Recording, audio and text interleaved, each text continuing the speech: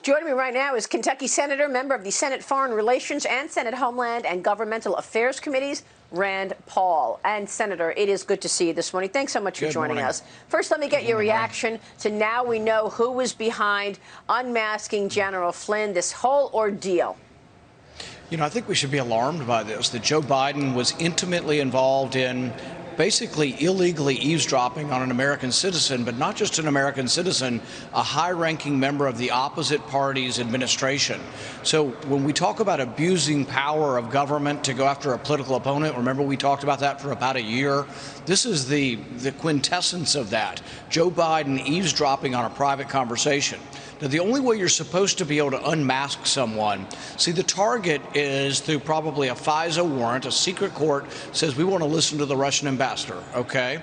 But if the Russian ambassador is talking to an American official, could be a senator, a congressman, or someone in the administration, you don't get to listen to that conversation. You're supposed to sort of say, oh, whoops, we can't listen to this because we don't have permission to listen to the American, or you argue we have a national security reason. So the question that needs to be asked of Joe Biden is, what was the national security reason? This needs to ask of Clapper, Brennan, what was the national security reason that you had to listen to this conversation, or was it perhaps politically motivated?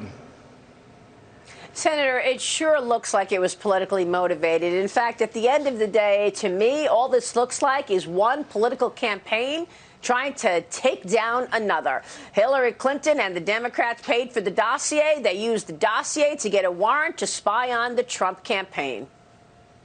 Well, this is why I want to reform FISA to make sure this never happens again. So I have an amendment that I'll put forward today that says the FISA court, which is a secret court intended to go after foreigners, that it would be illegal to go after American campaigns. I don't care whether you're a Republican, a Democrat, or an independent.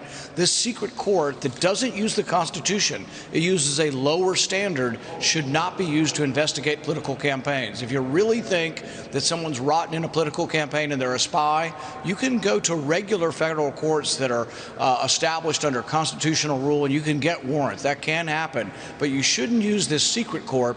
Had President Trump not won, we would still to this day not know about all these abuses because it would be secret. They don't tell you that they've been investigating you ever. You just are somehow, in the end, wind up either in jail or not in jail, but this shouldn't happen.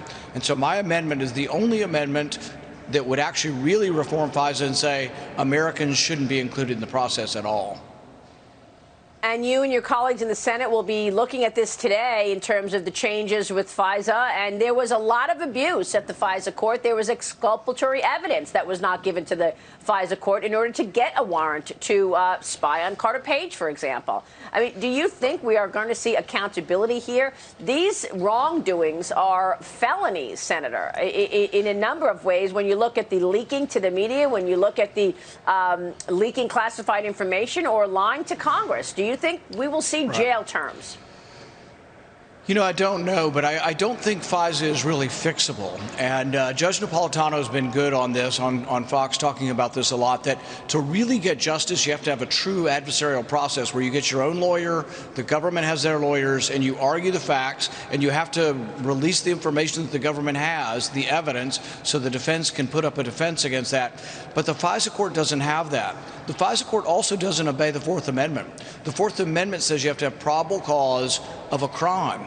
The FISA court doesn't have to use the Fourth Amendment. They can give search warrants without completely ignoring the Fourth Amendment. So I don't think we can fix it for Americans. The only way to fix it is to get Americans out. Will there be justice for those who abused it? I certainly hope so. And I think the president's right. If this were an ordinary citizen doing this, you'd be seeing large, lengthy terms in jail. But people like James Clapper have skated time and time again. He lied to Congress. That's a 5-year prison sentence, and no one had the guts to take him down. And now he leaves, and it turns out he was doing much worse than even that. Do you want to see President Obama testify? Some of your colleagues in the Senate would like to see him go under oath to testify what exactly he knew about the efforts to take down Donald Trump and a sitting president, President Trump.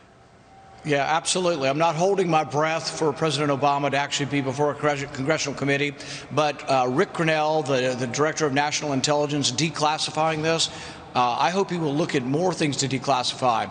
What I want to know is, was President Obama directly in charge of this Operation Crossfire to get the whole thing started, using this dossier that was paid for by the Democrat committee? So I want to know, yes, how much was President Obama? I think he was, because I think even they knew it was sensitive to use the apparatus of the FBI and the FISA court to go after a political campaign. So I'm sure they ran it all the way up to the flagpole, and I would bet my bottom dollar that President Obama approved every bit of this. And now that it's come out that it was illegal, that the FBI lied about the reasons for getting the warrants, and they lied to the court, I think that really we do need to have a serious investigation. It's all quite extraordinary, Senator, isn't it? It is great to see you this morning, sir. Thank you so much for your time. We will see you soon. Thanks, Mayor.